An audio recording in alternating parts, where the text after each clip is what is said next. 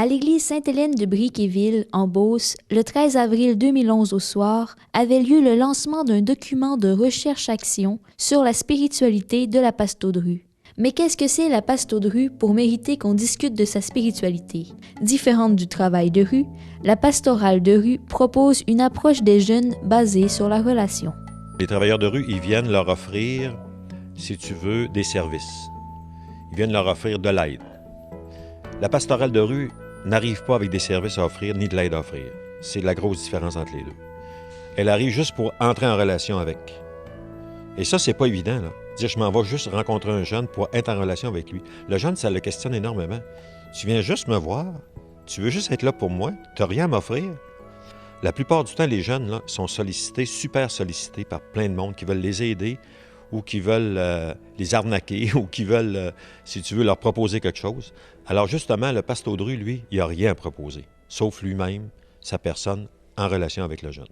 La pasto de rue, c'est d'aller dans les rues, dans les parcs, là où les jeunes se tiennent. Nous, les jeunes, c'est du 12 à 25 ans. Donc, c'est d'aller là où ils sont, leur offrir une présence, une écoute, puis de développer avec eux un lien de confiance. Puis à ce moment-là, bien, on les accompagne dans ce qu'ils vivent, dans leur questionnement, leur quête de sens, dans leur tiraillement intérieur. Puis là où ils nous veulent bien nous laisser entrer, en fait. Bien, la spiritualité de la pasto de rue, en fait, ça se passe dans une façon d'être avec. C'est beaucoup dans la pasto de rue ne pourrait pas exister sans la relation à l'autre, puis sans l'écoute à l'autre aussi. Puis aussi, c'est un processus parce que on considère que le pasto de rue, qui est le travailleur, qui est l'aidant, en fait, on se rend compte qu'il est et l'aidant et l'aidé au cours d'une même relation. Et que le jeune, lui aussi, est aussi l'aidant et l'aidé. Ce sont 8 paroisses de Beauce qui ont mis en place ce mouvement.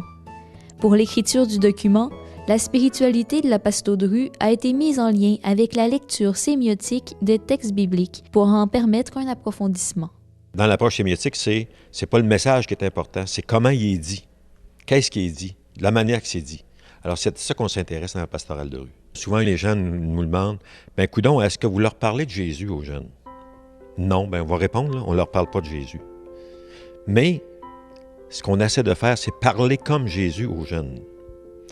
C'est-à-dire prendre la même attitude, la même approche que Jésus avait dans l'Évangile avec les gens. C'est ça qu'on essaie de travailler avec ceux qui vont les rencontrer.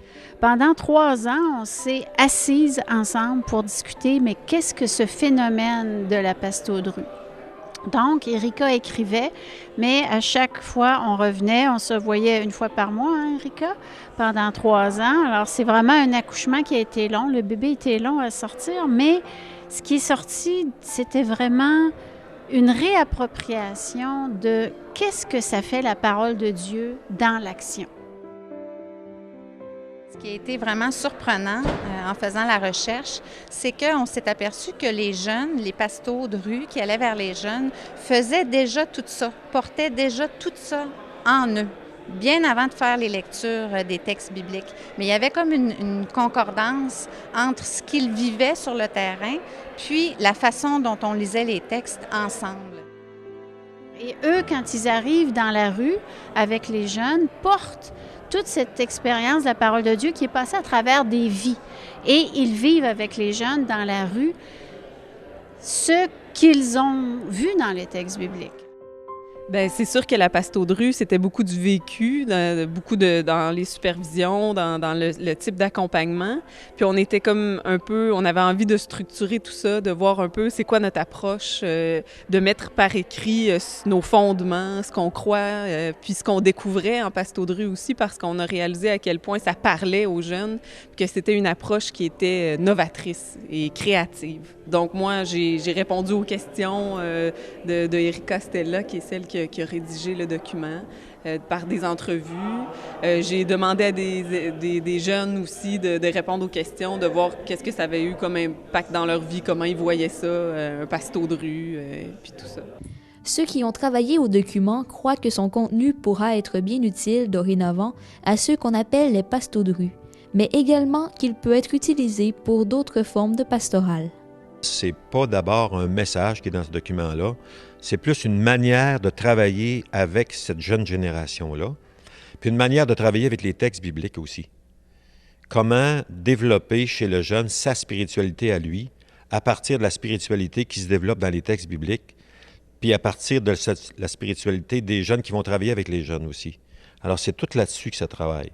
Alors, toute la relation Église avec le jeune, jeune avec la génération plus vieille que lui, jeune avec l'Évangile, tout ça, tout là-dedans, si tu veux avoir une approche qui travaille vraiment là-dedans, qui veut mêler ça ensemble, qui veut, si tu veux, intégrer ça, c'est vraiment ça la recherche-action qu'on a fait.